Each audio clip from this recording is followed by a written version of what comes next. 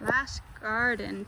I still need to do some cleanup here. There's a lot of sticks in the way, but let's take a look.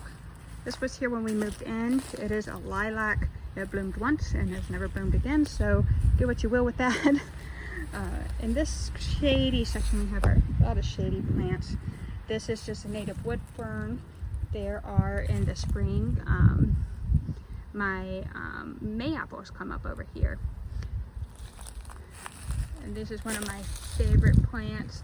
Some may call it wild ginger. I like to call it piggies just because of the pig-shaped flowers. They come up really close to the ground. Just very interesting. This is called Hearts of Buston. You can see it's actually about to bloom. It's got these little blooms. They'll turn red and they'll actually burst open. Oh man, we have one starting. It's just starting to bloom. That's really exciting. And these are deer candy. This one's done pretty well because deer can get into the fence.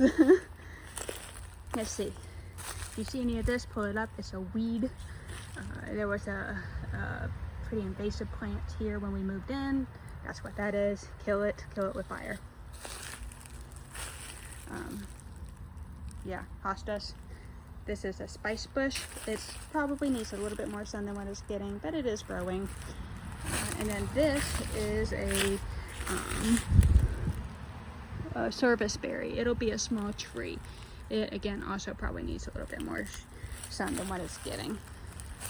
And then over here, this is witch hazel, another native plant, and it'll be a pretty big plant. It's grown a lot, but probably also would like a little bit more sun, but I can't help that. Along here, there are some plants that grow. See a little bit of green ones poking out. What are they called? Spiderwort. Spiderwort over there. Hellebores, not native. Some may say invasive. I haven't worried a whole lot about it.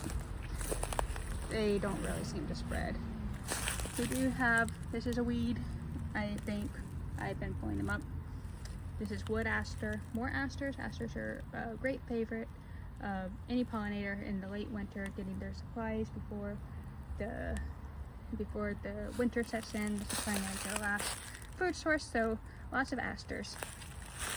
Let's see. This is a red buckeye. It'll get a lot bigger than this. It's starting to die back. And then right here, this one even has a label. I love that. Summer Sweet Clethra. This is a native plant.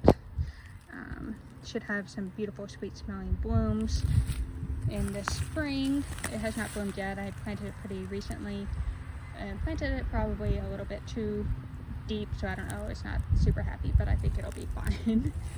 And this right here is another native azalea. As you can see, it's gonna have lots of blooms.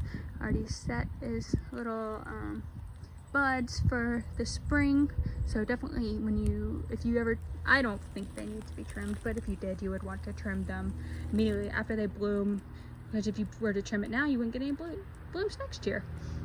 So just a thought. Let's see. Some may call this a weed. It is Virginia creeper. It does just come up. It doesn't bother me, so I've left it. It does have berries for the birds, I believe, and it has some pretty colors in the fall, but you could pull it up if that was your preference. Oh look, there's one. It's turning fall colors.